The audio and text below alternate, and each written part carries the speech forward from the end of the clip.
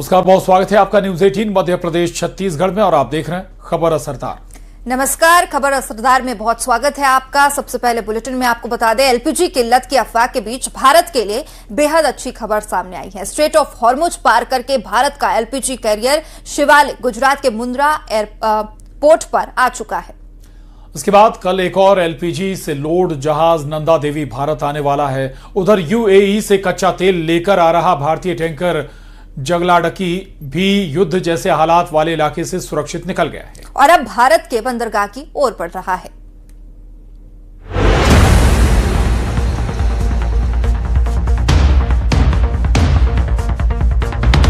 देश में तेल गैस की संकट की अफवाहों के बीच लगातार हॉर्मुज स्ट्रेट से तेल और गैस लेकर भारतीय जहाजों का लौटना जारी है।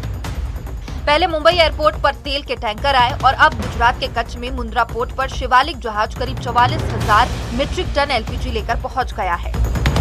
इजराइल, अमेरिका और ईरान के बीच चल रही जंग के बीच स्ट्रेट ऑफ हॉर्मुज से निकलकर जब भारत का शिवालिक जहाज मुंद्रा पोर्ट की तरफ बढ़ रहा था तो समंदर में इंडियन नेवी इसे स्कॉट कर रही थी। स्ट्रेट ऑफ हॉर्मुज से सुरक्षित निकला एलपीजी वाहक जहाज शिवालिक शाम करीब 5 बजे मुंद्रा पोर्ट पहुंचा। आज शिवालिक जहाज मुंद्रा एयरपोर्ट पर आया है। कल नंदा देवी जहाज कांडला पोर्ट पहुंचेगा। इन दोनों जहाजों में कुल मिलाकर 92,700 मीट्रिक टन एलपीजी है, जो देश में एलपीजी की आपूर्ति में काफी मददगार साबित होगा। उधर यूएई से कच्चा तेल लेकर आ रहा भारतीय टैंकर जगलाडकी युद्ध जैसे हालात वाले इलाके से सुरक्षित निकल गया है और अब भारत के बंदरगाह की ओर बढ़ रहा है। जहाज में करीब 80,800 टन क्रूड ऑयल है। सभी क्रू मेंबर सुरक्षित हैं और जहाज की यात्रा पर लगातार नजर रखी जा रही है। The Indian flag vessel Jagladki, which sailed from UAE on 14th of March, it is carrying about 81,000 of Murban crude oil, is safely en route to India, and it has this vessel and all Indian seafarers are on board are safe. They'll be reaching tomorrow at Mundra port. Paschim Asia में जारी संघर्ष के कारण अब भी कई जहाज समुद्र में फंसे हैं। सरकार के मुताबिक भारतीय झंडे वाले 22 जहाज अभी भी हॉर्मुज स्ट्रेट के पश्चिमी हिस्से में मौजूद है। इन जहाजों पर सैकड़ों भारतीय नाविक काम कर रहे हैं।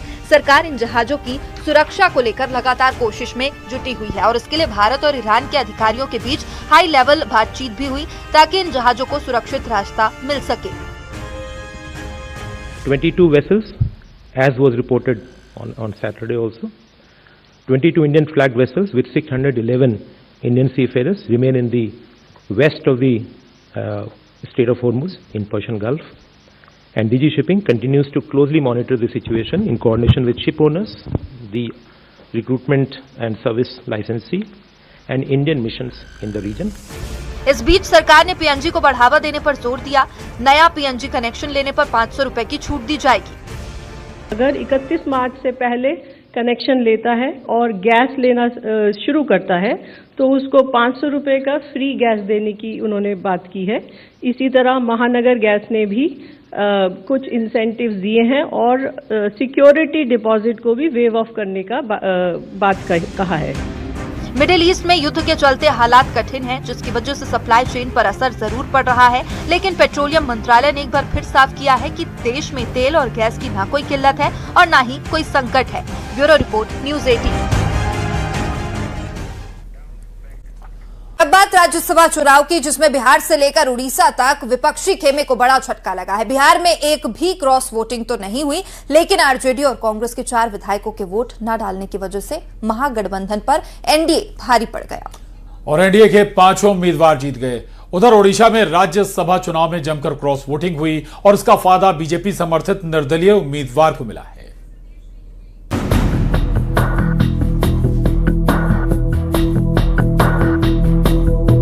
राज्यसभा चुनाव में विपक्ष को एक बार फिर बड़ा झटका लगा है। विपक्ष अपना कुनबा नहीं संभाल पाया और विपक्ष के उम्मीदवार को उनके ही विधायकों ने हरा दिया। विपक्ष की सबसे बड़ी हार बिहार में हुई। विधानसभा चुनाव के बाद बिहार में एनडीए को एक और बड़ी जीत मिली है और महागठबंधन को बड़ा झटका। राज्यसभा चुनाव में एनडीए के 5 उम्मीदवार जीत गए। देखिए, ये परिणाम अपेक्षित था, हम लोग मान के चल रहे थे और मैं तो लंबे समय से कह रहा था कि 5 की 5 सीट संख्या हमारे पास है। बिहार के मुख्यमंत्री नीतीश कुमार, बीजेपी के राष्ट्रीय अध्यक्ष नितिन नवीन, केंद्रीय मंत्री रामनाथ ठाकुर और आरएलएम के उम्मीदवार उपेंद्र कुशवाहा की जीत तो पहले से पक्की थी। नीतीश कुमार को 44 वोट मिले, नितिन नवीन को 44, रामनाथ ठाकुर को 42 वोट और उपेंद्र कुशवाहा को 42 वोट मिले। गठबंधन के जिस तरीके से एक साथ लड़े और उसका रिजल्ट सामने में है, आप नंबर भी देख सकते हैं कि मुख्यमंत्री जी के सम्मान में या बीजेपी के राष्ट्रीय अध्यक्ष उनके सम्मान में 44 वोट पड़ा और अन्य दो को 42। ये सब एक असेसमेंट करके ही सारा कुछ किया गया। असली लड़ाई 5वीं सीट पर बीजेपी के शिवेश राम और आरजेडी के अमरेंद्र धारी सिंह के बीच देखने को मिली। कांग्रेस के 3 और आरजेडी के एक विधायक ने वोटिंग नहीं की, जिसकी वजह से दोनों में से किसी उम्मीदवार को पहली वरीयता के 41 वोट नहीं मिल पाया। आखिरकार दूसरी वरीयता के वोटों की गिनती हुई और एनडीए के उम्मीदवार शिवेश राम ने दूसरी वरीयता के वोटों की गिनती में महागठबंधन के अमरेंद्र धारी सिंह को हरा दिया। बीजेपी के शिवेश राम को सबसे ज्यादा वोट मिले। 5 सीटों पर जीत के बाद एनडीए खेमे में खुशी की लहर है, जबकि महागठबंधन खेमे में मायूसी छाई है। आरजेडी और कांग्रेस के नेता सत्ता पक्ष पर हॉर्स ट्रेडिंग का आरोप लगा रहे हैं। तय था, ये तो हारने के लिए ही लेके आए थे उनको, एडी सिंह जी को यहाँ चुनाव लड़ाने। पूरा तंत्र मंत्र साजिश करके, सत्ता का दुरुपयोग करा करके, अधिकारियों को लगा करके, किसी को डरा करके, किसी को खरीद करके, जो राजनीति की परंपरा जो भाजपा ने शुरू की है, इसका अंत जरूर होगा। बिहार में राज्यसभा चुनाव के दौरान एक भी क्रॉस वोटिंग नहीं हुई, लेकिन आरजेडी और कांग्रेस के 4 विधायकों के वोट न डालने की वजह से वोटों के गणित में महागठबंधन पर एनडीए भारी पड़ गया। उधर ओडिशा में राज्यसभा चुनाव में जमकर क्रॉस वोटिंग हुई और इसका फायदा बीजेपी समर्थित निर्दलीय उम्मीदवार को मिला। बीजेडी के 8 और कांग्रेस के 3 विधायकों ने बीजेपी समर्थित निर्दलीय उम्मीदवार के पक्ष में वोटिंग की। राज्यसभा चुनाव में हार से एक बार फिर विपक्ष सवालों के घेरे में है और सवाल ये कि कब तक हार का ये सिलसिला जारी रहेगा। सवाल ये भी कि जब अपना घर नहीं संभल रहा तो बीजेपी जैसे मजबूत संगठन वाली पार्टी से लड़ाई कैसे लड़ेगा विपक्ष। Bureau report, news 18।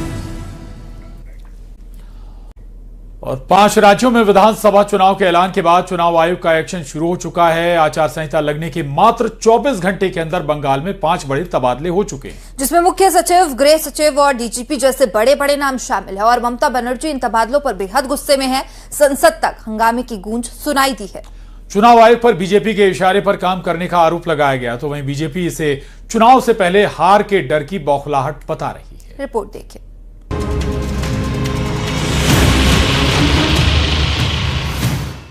5 राज्यों में चुनावी बिगुल बज चुका है। असम, पश्चिम बंगाल, तमिलनाडु, पुडुचेरी और केरल में चुनावी तारीखों का ऐलान हो चुका है।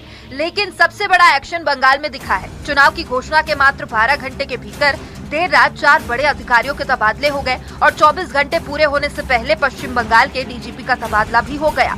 कुल मिलाकर बंगाल में नए मुख्य सचिव, नए गृह सचिव, नए डीजीपी, कोलकाता के नए पुलिस कमिश्नर और नए डीजी लॉ एंड ऑर्डर ने मोर्चा संभाल लिया है। टीएमसी और दूसरे विपक्षी दल इस पर सवाल उठा रहे हैं। They have all the power to do it. They can also say I'm wearing a blue shirt and not a white shirt. Bengal में अधिकारियों के तबादले की गूंज संसद में भी सुनाई दी। संसद में यह मुद्दा उठाने के बाद टीएमसी सांसदों ने पूरे दिन के लिए सदन से वॉकआउट कर दिया। भारतीय जनता पार्टी चुनाव से मिलकर के बंगाल में अधिकारियों को हटा रही होगी, लेकिन बंगाल की जनता आदरणीय ममता बनर्जी जी को अच्छे वोटों से ऐतिहासिक जीत दिलाने का काम करेगी। 4 राज्यों का और 1 यूनियन टेरिटरी का अनाउंस किया है, पर जो कार्रवाई हो रही है तबादले की वो सिर्फ वेस्ट बंगाल में हो रही है। उधर बीजेपी इसे सामान्य चुनावी प्रक्रिया बताते हुए विपक्ष पर पलटवार कर रही है और आरोपों को चुनाव से पहले ही हार का डर करार दे रही है। महाराष्ट्र में जब चुनाव हुए थे, महाराष्ट्र को नया डीजीपी दिया था और महाराष्ट्र को नए चीफ सेक्रेटरी भी दिए थे। महाराष्ट्र में होने के बाद हमने उसको स्वीकारा और हम चुनाव के सामने गए। चुनाव आयोग मेरे जैसा लोग रहे तो मैं ममता बनर्जी को ही अपदस्थ करके पावर विहीन अभी भर चुनाव करवा दूं, क्योंकि ये सत्ता के बगैर चुनाव जीत नहीं सकती। ये तो सप्लायर बन गई पूरे देश में, बांग्लादेशी मुसलमान, रोहिंग्या मुसलमानों को भेजने वाली। ऐसा नहीं है कि चुनाव आयोग का एक्शन सिर्फ पश्चिम बंगाल में ही देखने को मिला है। चुनाव आयोग ने असम के 5 जिलों में एसएसपी बदल दिए हैं। साथ ही तमिलनाडु में 4 आईपीएस अफसरों के तबादले किए गए हैं। लेकिन पश्चिम बंगाल में टॉप 4 अफसरों के तबादले ने विधानसभा चुनाव में विवाद, टकराव और सियासी तनाव की नई लकीरें खींच दी है। Bureau report, news 18।